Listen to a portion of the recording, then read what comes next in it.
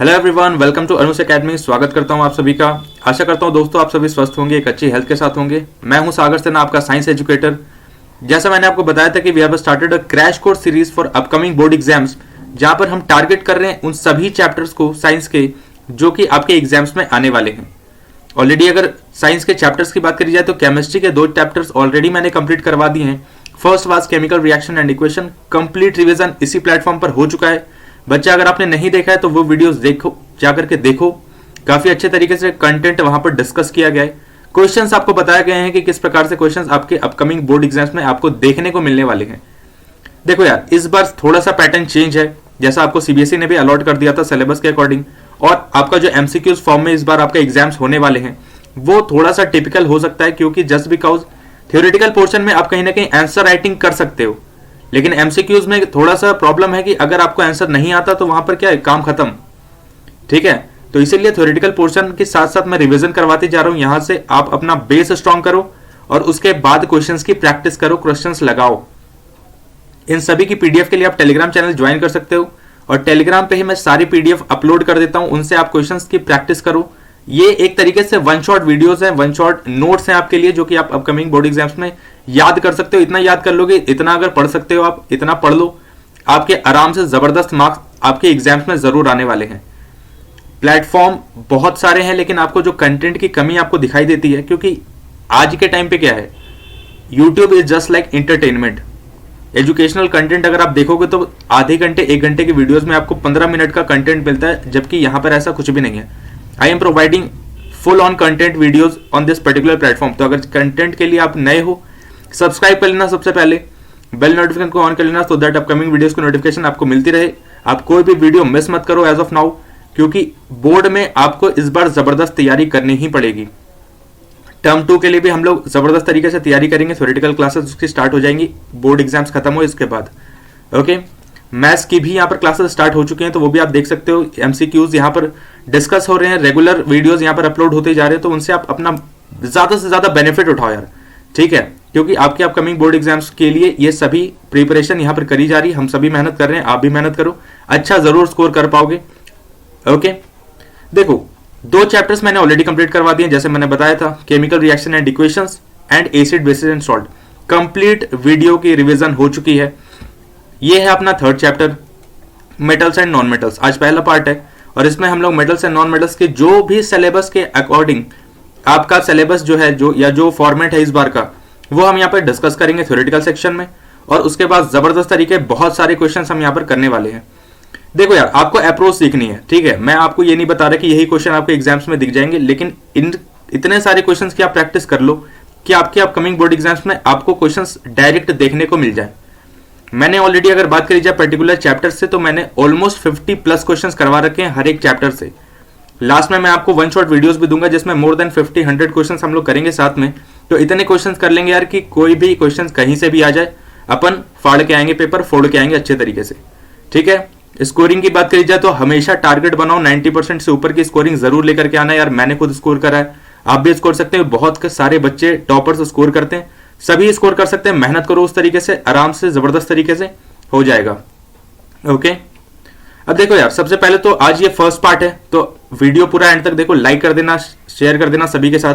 Content की अगर बात करी जाए तो सबसे पहले हमें मेटल्स की जानकारी होनी चाहिए। ओके, कि मेटल्स होते क्या हैं। ओके, तो मेटल्स क्या होते हैं? सबसे पहले तो मेटल्स आर इलेक्ट्रोपॉजिटिव एलिमेंट। सबसे जबरदस्त, सबसे इंपॉर्टेंट चीज क्या है कि मेटल इलेक्ट्रोपॉजिटिव एलिमेंट्स होते हैं। ओके, देखो मैं थ्योरेटिकल पोर्शन की रिवीजन इसीलिए करवा रहा हूं जस्ट बिकॉज कि आपका बेस स्ट्रांग रहे। आपका बेस बना रहेगा, क्वेश्चन कहीं से भी आए आप उड़ा दोगे। ठीक है, metals are known as electropositive element because they can form positive ions by losing electrons. तो 3 चीजें यहां से आपको क्लियर हो गई। इलेक्ट्रोपॉजिटिव एलिमेंट्स कहते हैं, पॉजिटिव आयंस का फॉर्मेशन होता है मेटल से, कब होता है? इलेक्ट्रॉन लूज करने के दौरान। Okay, metals are the element except hydrogen which form positive ions. Metals क्या करते हैं? पॉजिटिव आयंस का फॉर्मेशन करते हैं।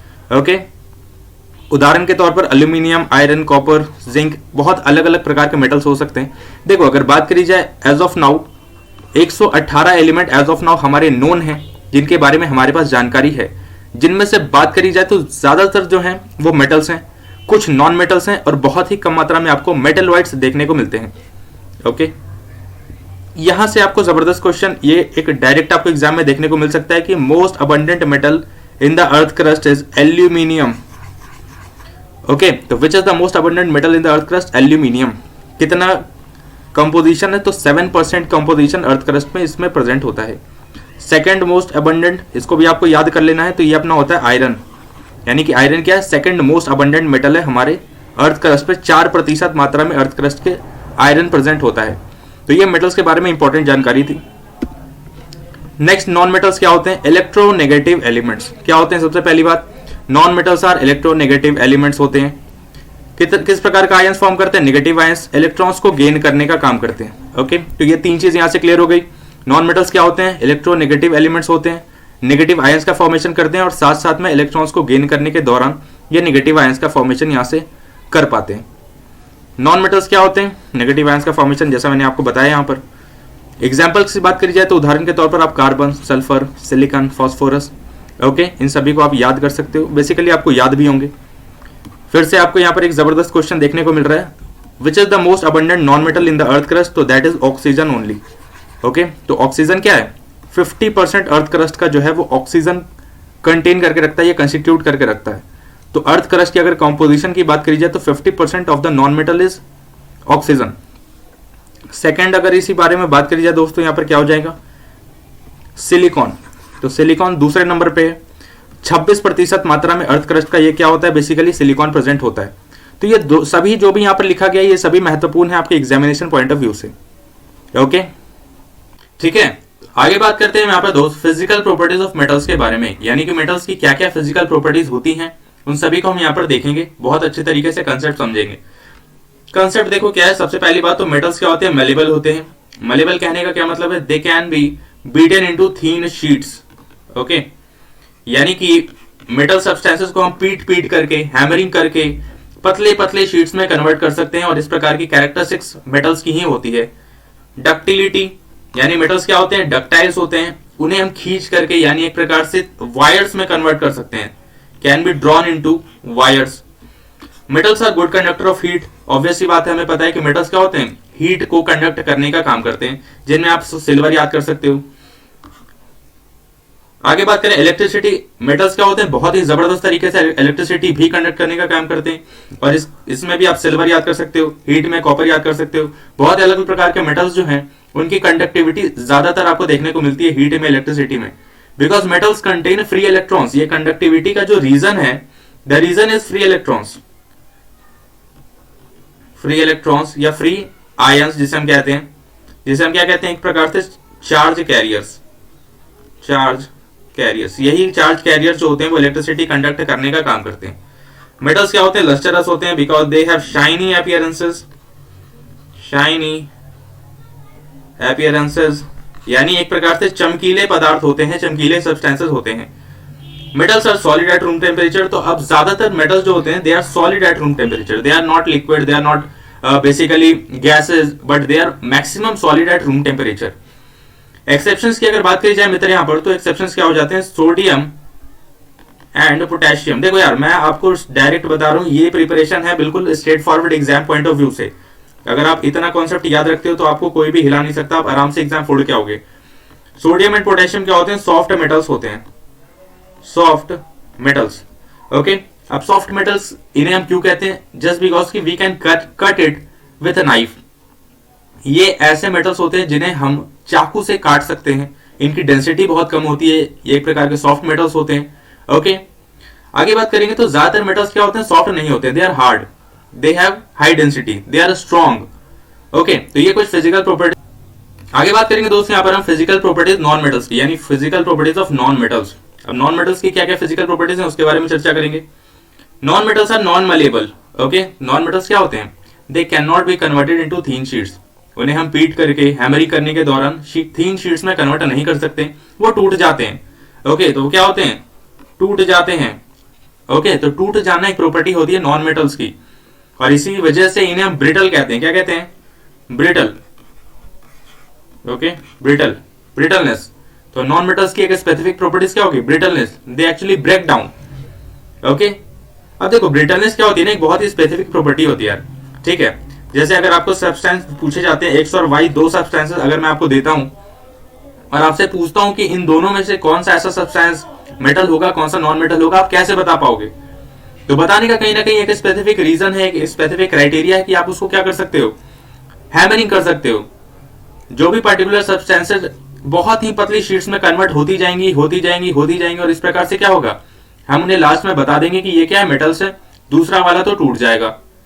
ओके, तो इस प्रकार से आपको चीजें समझनी है, रिलेट करनी है, क्योंकि यही सब आगे जाकर के केस स्टडीज बनते हैं। केस स्टडीज कहीं बाहर से नहीं आता मित्र, कहीं बाहर से नहीं आता, कंसेप्ट से आता है सब। अगर आपको बेसिक पता है, अगर आपको थ्योरी पता है, तो आप आराम से कर ले जाओगे। डक्टिलिटी यानी कि इनको हम बेसिकली वायर्स में भी कन्वर्ट नहीं कर सकते, तो नॉन डक्टाइल होते हैं। Bad conductor of heat, bad conductor of electricity, अब इनमें क्या होता है, they do not have free electrons, सीधी सी बात, नो फ्री इलेक्ट्रॉन्स, और इसकी वजह से they do not conduct electricity और हीट, सिंपल है। आगे दे आर नॉन लस्टरस। अब देखो नॉन मेटल्स क्या होते हैं, बेसिकली ये सब ऑड कलर्स के होते हैं, ये ऑड एक तरीके से होते हैं, इनमें कोई भी शाइनिंग अपीयरेंसेस नहीं होती है, दे आर डल, इनकी अपीयरेंसेस क्या होती है, डल होती है, they have dull appearances. Okay, अगर इकलौते एक्सेप्शंस की यहाँ पे बात करी जाए तो iodine is the only non metal that is lustrous. Okay, exceptions आपको जरूर याद रखनी है मित्र, मैं बार बार यही चीज कह रहा हूं। अब देखो नॉन मेटल्स क्या होते हैं, तीनों स्टेट्स में प्रेजेंट होते हैं, सॉलिड, लिक्विड और गैस। सॉलिड में अगर बात करी जाए तो आपको कार्बन देखने को मिलता है, carbon is a non metal. Liquid में अगर बात करी जाए तो आपको ब्रोमीन देखने को मिलता है, bromine is a non metal. Gas में अगर आपको बात करी जाए तो हाइड्रोजन, ओके, और बहुत सारे क्लोरीन हो जाएगा, या और भी प्रकार के बहुत सारे गैसेस होते हैं, जितने भी गैसेस हैं वो सभी क्या है, नॉन मेटल्स हैं। तो आप समझ सकते हो they are non sonorous, they are क्या, नॉन सोनरस, यानी कि इनमें एक प्रकार से कोई भी रिंगिंग साउंड नहीं होती, no ringing sound. Whereas metals में क्या होता है, they are sonorous, they do produce ringing sound. Okay, तो ये सब स्पेसिफिक डिफरेंशिएशन है, डिफरेंसेस हैं उनके बीच में। आगे दोस्त हम यहाँ पर कुछ क्वेश्चन डिस्कस करेंगे, यानी कि यहाँ से हमारा थ्योरेटिकल पोर्शन खत्म हो चुका है। प्रॉपर्टीज और थ्योरी पोर्शन में जितना बताना था या जितना आपके एग्जामिनेशन पॉइंट ऑफ व्यू से इंपॉर्टेंट था सब बता दिया गया है। अब यहाँ से हम क्वेश्चंस की प्रैक्टिस करेंगे। देखो यार, सबसे जबरदस्त तैयारी वही होती है जिसमें आप क्वेश्चन प्रैक्टिस करते हो, थ्योरी पढ़ते हो, कंसेप्ट क्लियर करते हो और उसके बाद अपने एग्जाम में फोड़ करके आते हो। ओके, तो अपनी तैयारी को आंकने के लिए आपको क्वेश्चन प्रैक्टिस करना जरूरी है। क्वेश्चन कहाँ से मिलेंगे, टेलीग्राम ज्वाइन कर लो, वहां पर आपको सारे पीडीएफ अवेलेबल मिल जाएंगे। ओके, पहले क्वेश्चन है, aluminium is used for making cooking utensils, which of the following properties of aluminium are responsible for the same. सीधी सी बात है, कह रहा है कि आप जब खाना बनाने के दौरान जो बर्तनों का इस्तेमाल करते हैं उनमें एल्यूमिनियम का इस्तेमाल होता है। अब ऐसे क्या रीजन है कि एल्यूमिनियम का इस्तेमाल हो रहा है, गोल्ड का नहीं हो रहा। ओके, तो अगर आप किसी के घर में गोल्ड के बर्तनों का इस्तेमाल होता हो तो जरूर बताना यार कमेंट सेक्शन में। ठीक है, चलो यहाँ पर देखो जो रीजंस दिए गए हैं वो रीजंस आपको बताने हैं कि क्या प्रॉपर्टीज हैं। पहला है good thermal conductivity, good electrical conductivity, ductility या हाई मेल्टिंग पॉइंट। तो आपको अभी मैंने यही चीज बताई है कि कंडक्टिविटी होने की वजह से क्या होना चाहिए, थर्मल कंडक्टिविटी, इलेक्ट्रिकल। ऑब्वियस सी बात है, जो आंसर हो जाएगा वो अपने क्या हो जाएगा, आंसर नंबर डी, यानी 1 और 4। थर्मल कंडक्टिविटी होनी चाहिए, यानी एक ऐसा सब्सटेंस होना चाहिए जो कि थर्मल कंडक्टिविटी या थर्मल इलेक्ट्रिसिटी, ये थर्मल कंडक्शन कर सके, हीट कंडक्ट कर सके, और मेल्टिंग पॉइंट उसकी ज्यादा हो। मेल्टिंग पॉइंट तो जरूरी है, क्योंकि अगर मेल्टिंग पॉइंट ज्यादा नहीं होगी तो ऑब्वियस सी बात है गैस पे पिघल जाएगा। दूसरा क्वेश्चन है दोस्त, the most abundant metal in the earth crust. अभी मैंने यही चीज बताई है और ये आपको क्वेश्चन के तौर पर यहाँ पर मिल गया, तो मैं वही कह रहा हूँ, आपने अगर थ्योरी सही से पढ़ी है तो आप क्वेश्चन आराम से कर पाओगे। तो अभी मैंने बताया क्या हो जाएगा, एल्यूमिनियम इसका करेक्ट आंसर है। एल्यूमिनियम क्या है, सबसे ज्यादा मात्रा में हमारे अर्थ क्रस्ट में प्रेजेंट होता है, ये इकलौता ऐसा मेटल है। Next is the poorest conductor of heat among metals is, यानी कि मेटल्स में सबसे बुरा हीट कंडक्ट कौन करता है। तो आपको बताना है लीड, कैल्शियम, सोडियम या मरकरी। तो ऑब्वियसली बात आप समझ पाओगे क्या है यहाँ पर, लीड कहीं ना कहीं क्या करता है, हीट को सबसे कम कंडक्ट करने का काम करता है, बाकी सब कहीं ना कहीं हीट कंडक्ट करवाने का काम इजिली करते हैं इनके कंपैरिजन में। Next question is which property of metals is used for making bells and strings of musical instruments like sitar and violin। अब देखो सितार हो, वायलिन हो, ठीक है, ये कुछ ऐसी चीजें होती हैं जो म्यूजिकल इंस्ट्रूमेंट होती हैं, काफी खूबसूरत म्यूजिकल इंस्ट्रूमेंट होती हैं, आपने बजाया होगा सितार, वायलिन। ओके, तो इनमें कौन सी वाली प्रॉपर्टी का इस्तेमाल होता है या मेटल्स की किस प्रॉपर्टी का यहाँ पर हम लोग इस्तेमाल देखते हैं, ये एक प्रश्न यहाँ पर आपसे पूछा जा रहा है। तो आप समझ सकते हो क्या हो जाएगा, सोनरसनेस, मेलेबिलिटी, डक्टिलिटी, कंडक्टिविटी। तो ऑप्शंस एलिमिनेट करना सीखो यार। मेलेबिलिटी हो सकता है क्या हम उसे थिन शीट्स में कन्वर्ट कर रहे हैं? बिल्कुल भी नहीं। डक्टिलिटी हो सकता है क्या हम उसे लंबे लंबे तारों में कन्वर्ट कर रहे हैं? कंडक्टिविटी हो सकता है, सोनरनेस हो सकता है, क्या होगा? तो यहाँ पर करेक्ट आंसर क्या हो जाएगा, सोनरनेस, यानी कि हमें एक रिंकिंग साउंड मिलती है जब हम उन तारों को छेड़ते हैं। आपके भी जिंदगी के तार हिले होंगे, तैयारी कर लो, पढ़ लो अच्छे से, निकल जाओ। ओके, अच्छे अच्छे कॉलेज में पढ़ो, अपनी अच्छी लाइफ सेट करो यार, ठीक है। तो उनके तारों को जब अगर आप छेड़ते हो तो आपको सोनरनेस यानी एक प्रकार से रिंगिंग साउंड सुनने को मिलता है। डक्टिलिटी नहीं होता, कंडक्टिविटी भी नहीं होता। नेक्स्ट प्रश्न है यहाँ पर, Al2O3 यानी कि एल्यूमिनियम का जब सोडियम हाइड्रोक्साइड के साथ रिएक्शन होता है तो क्या यहाँ पर कंपाउंड का फॉर्मेशन होता है? बेसिक्स से यहाँ पर रिएक्शन है, इजिली आप यहाँ पर बता दोगे ऑप्शन नंबर सी, यानी सोडियम एल्यूमिनेट NaAlO2, इस प्रकार का कंपाउंड यहाँ पर आपको देखने को मिलता है। बैलेंस कर लेना, अगर बैलेंस की आवश्यकता होगी तो ये कंपाउंड का फॉर्मेशन आपको देखने को मिलेगा। ये सारे ही प्रश्न कहीं ना कहीं प्रीवियस ईयर क्वेश्चंस या एक प्रकार के जगह कहीं ना कहीं पूछे गए।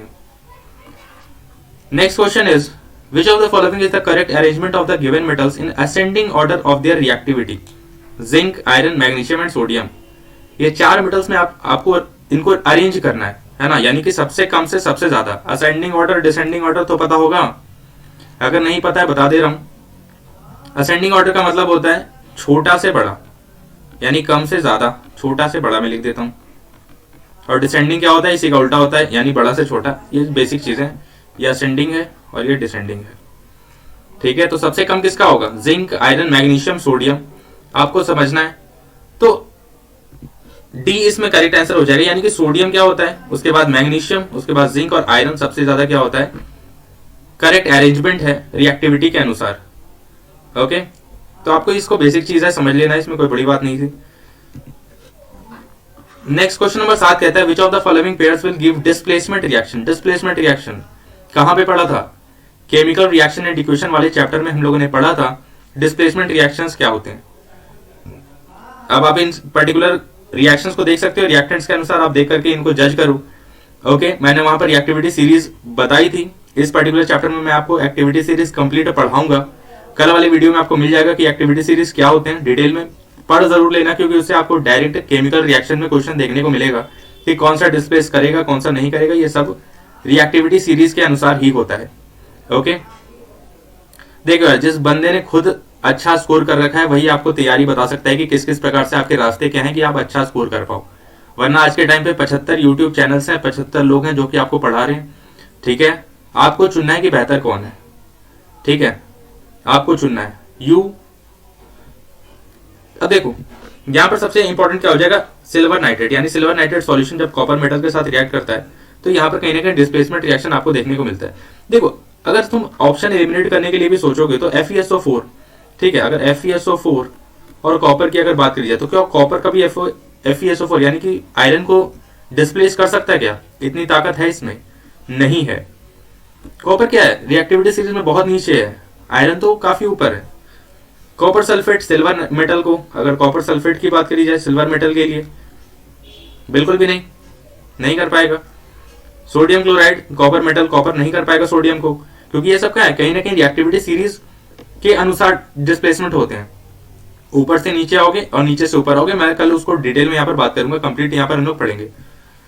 Next question is, non metals forms covalent chlorides because. अब देखो, नॉन मेटल्स कोवेलेंट क्लोराइड्स बनाते हैं, मेटल्स क्या बनाते हैं, आयोनिक क्लोराइड्स बनाते हैं। ये भी आपको एक चीज याद कर लेनी है, ठीक है। मेटल से बनने वाले कौन से होते हैं, मेटल से बनने वाले होते हैं आयोनिक। नॉन मेटल से बनने वाले कौन से होते हैं, ये होते हैं कोवेलेंट। कंपाउंड्स हो, क्लोराइड्स हो, जो भी हो, ये बेसिकली आयोनिक और कोवेलेंट्स हमेशा होंगे, बॉन्ड पे डिपेंड करता है। अब कोवेलेंट क्लोराइड्स क्यों बनाते हैं, तो आयोनिक क्यों बनाएगा, आयोनिक बनाता है आपका लॉस और गेन के द्वारा, कोवेलेंट बनाता है म्यूचुअल शेयरिंग के द्वारा। तो जहां पे आपको शेयरिंग वाला वर्ड दिख रहा है उसको आपको टिक आउट करना है, गिव और टेक तो हो नहीं सकता, यानी कि यहाँ पर ए और सी तो बिल्कुल ही गलत हो जाएगा, गिव नहीं। They can share electrons with chlorine, दूसरा कहता है दे can not share electrons with chlorine. अगर शेयर नहीं करेगा अगर ये इलेक्ट्रॉन शेयर ही नहीं करेगा तो कोवेलेंट क्लोराइड्स का फॉर्मेशन कैसे हो सकता है मित्र? नहीं हो सकता। तो यहां पर करेक्ट ऑप्शन हो जाएगा ऑप्शन नंबर बी।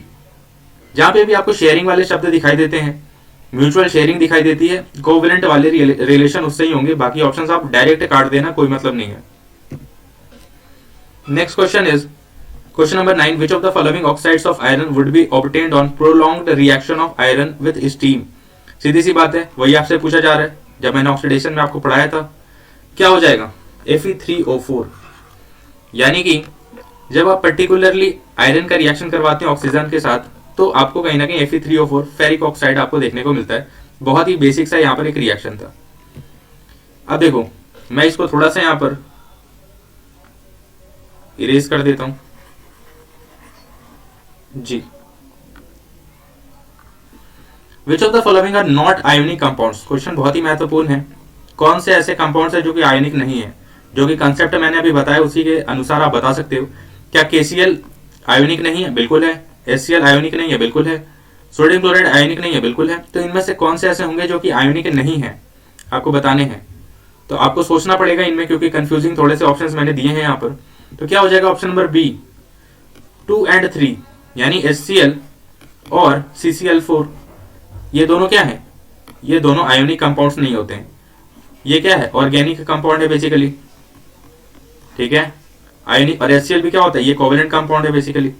तो आप इसको याद कर सकते हो इस प्रकार से कि they are not ionic compounds. Next question, the highly reactive metals like sodium, potassium, magnesium etcetera are extracted by the. Extraction का क्वेश्चन है वैसे बेसिकली मेल्टिंग। अगर मेटलर्जी बात करी जाए तो आपके एज ऑफ नाउ सिलेबस में नहीं है, बट स्टिल मैंने एक आधी क्वेश्चन डाल दिया है कि अगर कभी घूम फिर करके किसी भी रिलेशन में आपसे प्रश्न पूछा जाता है तो आप उसके लिए तैयार हो गए। तो आप समझ सकते हो सोडियम पोटेशियम यानी बेसिकली स्ट्रॉन्ग या एक प्रकार से हाई रिएक्टिव मेटल्स के लिए आप सीधी सी बात है इलेक्ट्रोलाइसिस करते हैं उनके मोल्टेन क्लोराइड्स की। तो ये क्वेश्चन एक एडिशनल क्वेश्चन आप समझ सकते हो। Next question is which of the following non metal is a lustrous? यानी कि अभी मैंने बताया, अभी जस्ट इसी थ्योरेटिकल वीडियो लेक्चर में मैंने अभी एक्सप्लेन करा है कि कौन सा एक्सेप्शन है नॉन मेटल में जो कि इकलौता लस्टरस होता है। अगर आपको याद होगा तो आप इजीली यहाँ पर टेक आउट कर पाओगे। Option number D will be the only non metal जो लस्टरस होते हैं, एक प्रकार के शाइनिंग अपीयरेंसेस होती है उनमें। अब कभी कभी पूछा जाता है कि कौन सा इकलौता मेटल है जो कि लिक्विड स्टेट में है? मरकरी है।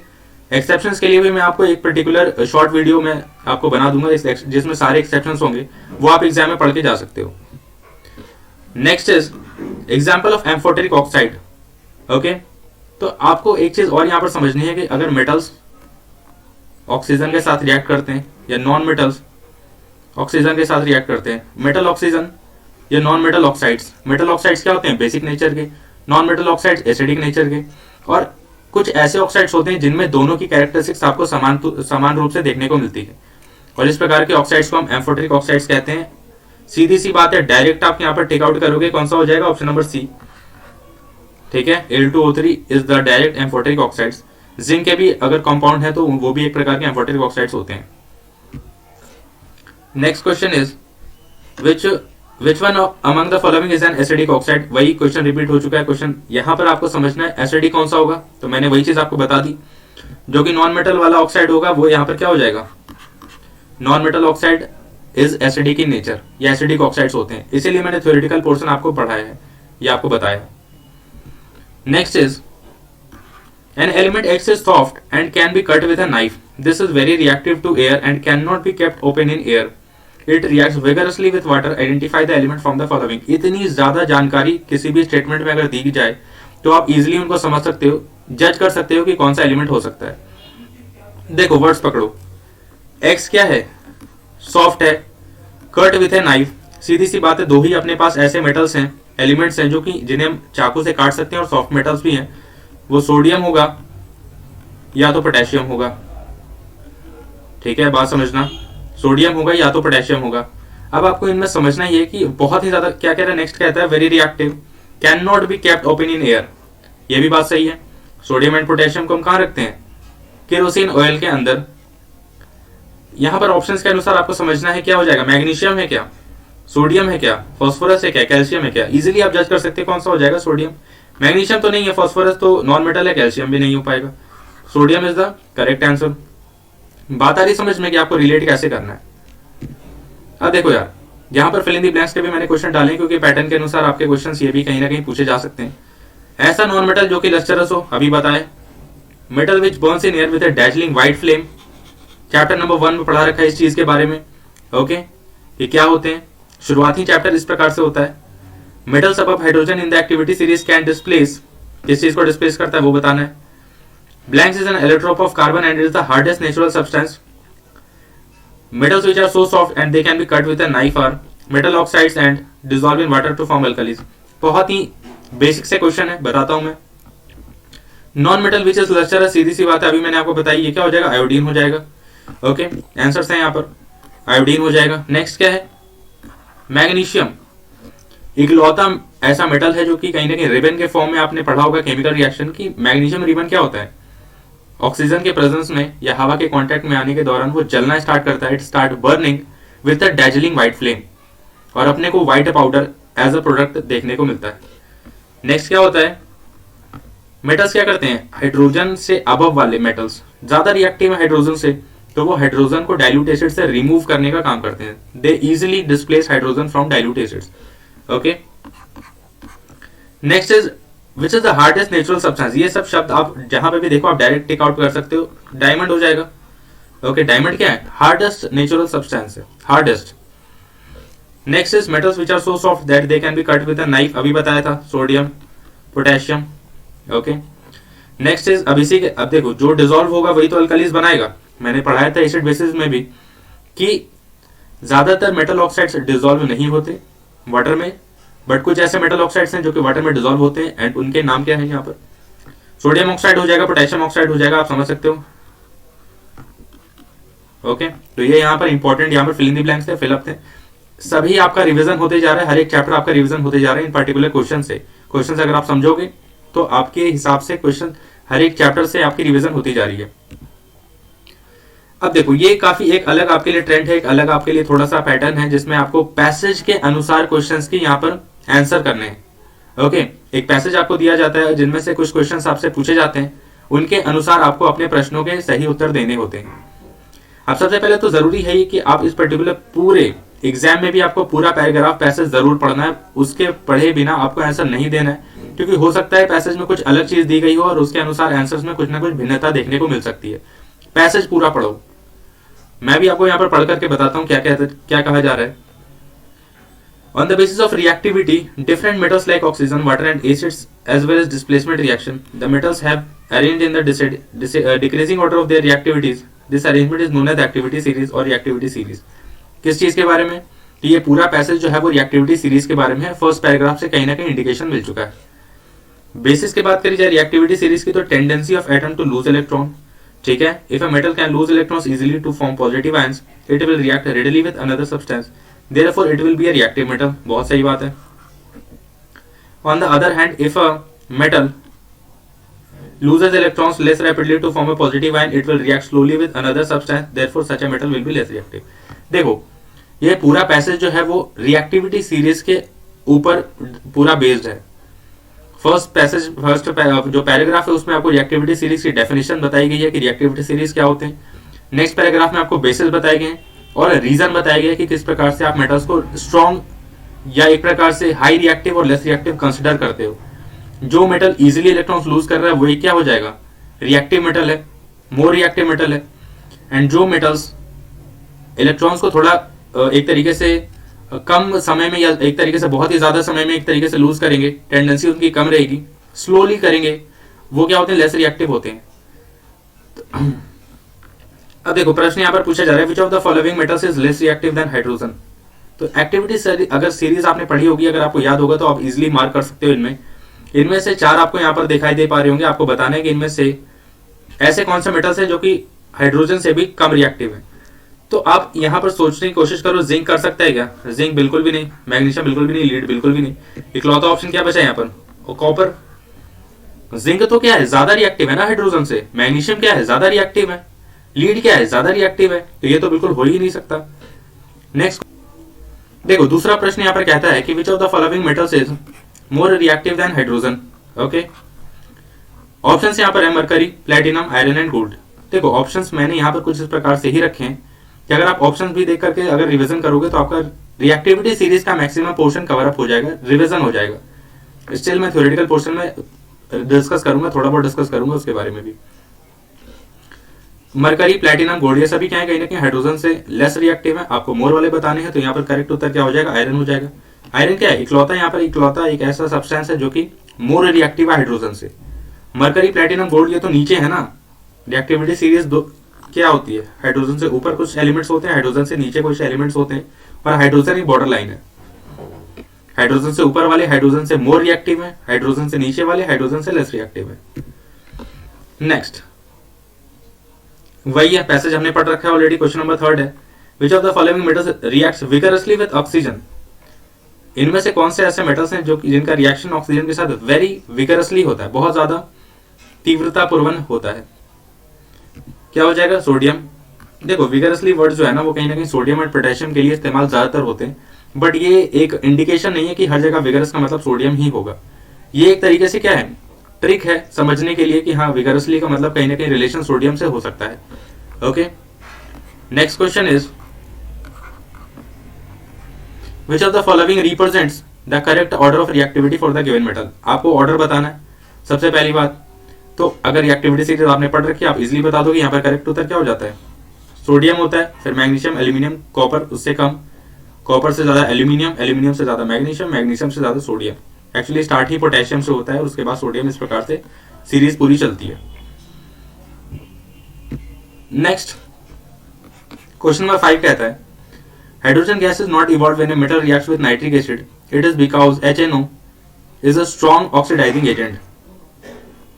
It oxidizes the H hydrogen produced to water and itself get reduced to any of the nitrogen oxides NO, NO, NO2 but react with very dilute HNO3 to evolve hydrogen gas. तो ये particularly आपको reaction के अनुसार बताना है कि correct answer क्या हो जाएगा, मैग्नीशियम एंड मैंगनीज।